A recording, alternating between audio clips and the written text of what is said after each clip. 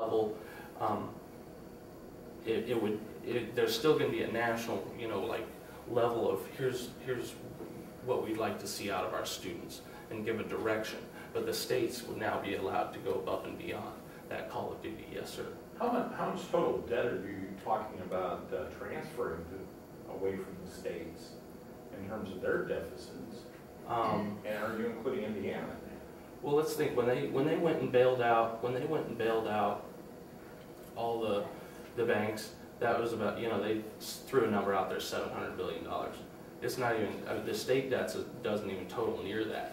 But we bailed out the corporations before we bailed out our own individual states. It would have been beneficial, with you have a number. What? You have a number.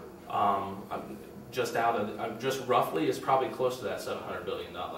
But it should have been done on the state level before we, to help the states out. The only place I heard you identify that you would get some of the money from is from the U.S. Department of Education. Mm-hmm. With a $100 billion annual budget. Even if you eliminated that, you begin to scratch the surface in paying off state debt, assuming that it sounds to me like nationalizing the state debt. And I have to wonder where the money comes from. I'm, just like the Department of Education, I think there's other things that we can start backing down that aren't necessarily doing anything, And I would love to get to Washington and research what, we need someone to come in and start going, okay, what does this do? Because I think California's budget deficit the last few years I heard by itself, one state exceeds $80 billion. Last I checked, it was the numbers I saw were 55. And a number of states, are you aware, already have state constitutional provisions requiring balanced budgets. That's good. Are you aware of that? Yeah. Do you know if Indiana has one of those provisions? I bet it does. Yeah, it's been there since 1850. Yeah. Then how come, even our state has, some debt sitting around? You'd have to talk to Governor Daniels. Yeah. So you take $100 million out of education, who's going to educate the kids? The states. How can the states educate it if they have no money? They're going to have the money they're saving in that payment that they're doing on that debt, they're going to move it right over to education. Your debt level right now in most states is 1.5% to 3%. It's a minor number. The states get paid off. They still don't have the money for education because the federal government is providing that. Or do you leave it to state rights, like the state of Texas that rewrites history? Mm-hmm. Yeah. You know what Texas did this week? Yeah. But with the textbooks, they're rewriting history. They shouldn't be allowed to do that. Well, that's state rights. They can do whatever they want.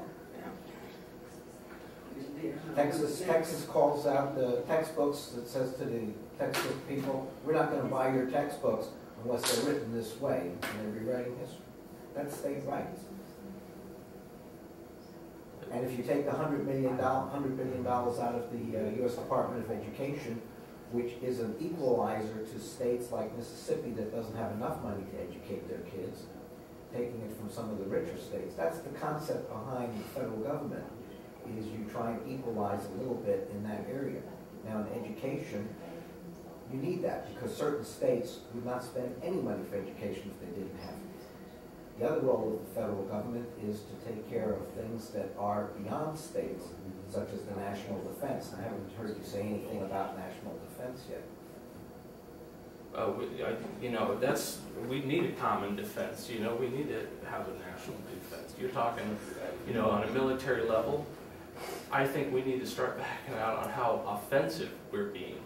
You speaking of defense, we're out here, trying to police the world, and I think we can start stepping back and let the world police itself. When we went into, Iraq and Afghanistan and all that, at that time, the common consensus was we need to step in and do something.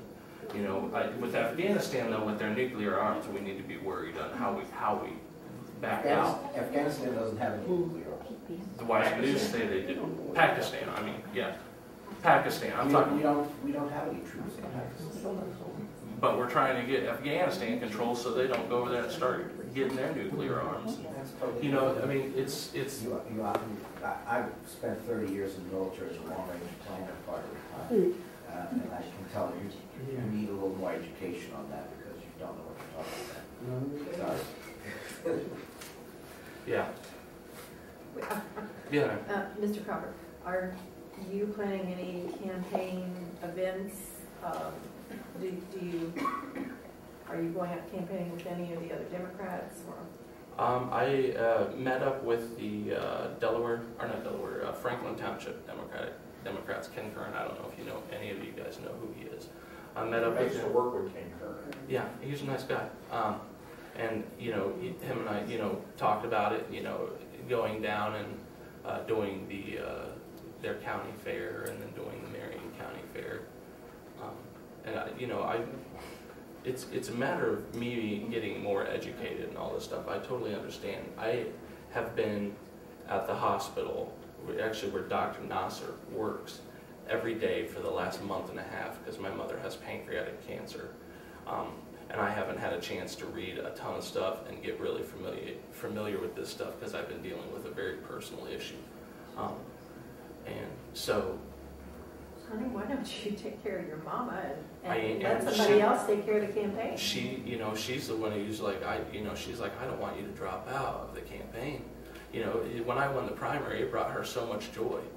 It was amazing. She's a Democrat? She's an American.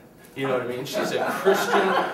She's a Christian who has very strong values. What political party does she support? Neither. She's a very independent woman. All right.